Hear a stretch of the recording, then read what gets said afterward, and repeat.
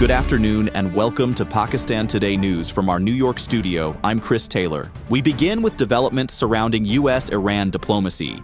U.S. President Donald Trump has hinted at a possible visit to Islamabad if a peace agreement with Iran is finalized there.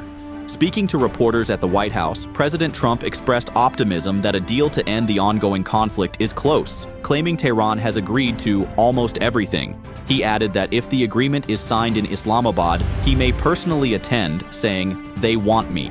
The U.S. president also suggested that the current ceasefire between Washington and Tehran could be extended, though he indicated it may not be necessary if a deal is reached in time. However, he also claimed, without providing evidence, that Iran has agreed to give up its enriched uranium as part of the proposed agreement aimed at ending its nuclear program.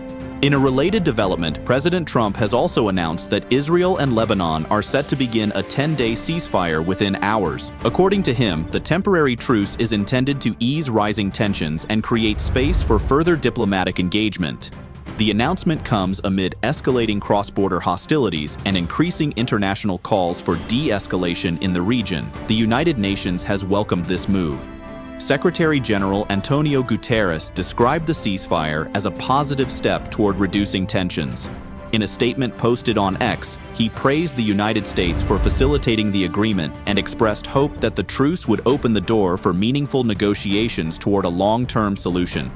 Guterres also urged all parties to fully respect the ceasefire and comply with international law to ensure lasting peace and stability. However, concerns remain over the fragile nature of the truce. The Lebanese armed forces have reported fresh Israeli acts of aggression, calling them violations of the ongoing ceasefire. According to Lebanese officials, these actions risk undermining stability along the border. Authorities have warned that continued violations could derail peace efforts and potentially trigger renewed escalation in the region. Meanwhile, tensions between Washington and Tehran continue to simmer. Iran's chief of armed forces, Amir Hatami, has firmly rejected any possibility of surrender, stating that attempts to force Iran to bow will never succeed. Responding to remarks by the U.S. Defense Secretary, Hatami dismissed claims about the destruction of Iran's Air Force and Navy, asserting that the country's military is stronger and more prepared than ever. At the same time, senior advisor to Iran's supreme leader, Mohsen Rezaiei, warned that Iran's missile systems are ready to target American warships if necessary.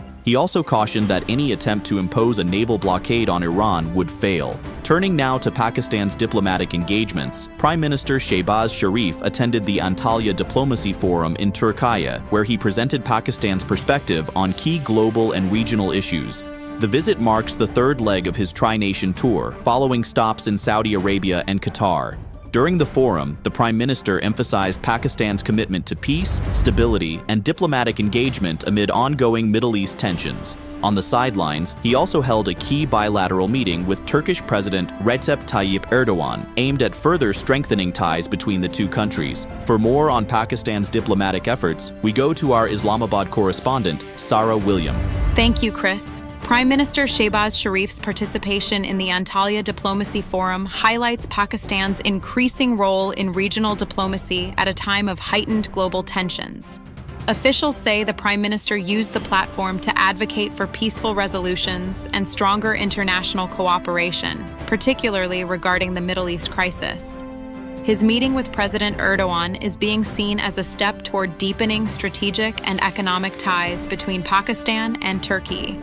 Meanwhile, policymakers in Islamabad are closely monitoring developments involving Iran and the United States, especially with Pakistan being discussed as a highly probable venue for peace talks. Chris, back to you. Thank you, Sarah, for that update. In another significant development, Chief of Army Staff Field Marshal Syed Asim Munir has met Iranian President Masoud Pezeshkian in Tehran during his official visit, according to Iranian media. During the visit, Field Marshal Munir also held meetings with key Iranian leaders, including Foreign Minister Abbas Araghchi and Parliament Speaker Mohammad Bagher Ghalibaf. He also visited the Khatam al-Anbiya central headquarters, where he was received by senior military officials. The visit is part of Pakistan's broader diplomatic efforts to help transform the ongoing ceasefire between Iran and the United States into a lasting peace agreement. Field Marshal Munir was accompanied by Interior Minister Mohsen Naqvi and a high-level delegation, underlining the importance Islamabad places on regional stability and dialogue. That's all for now. You're watching Pakistan Today News. I'm Chris Taylor.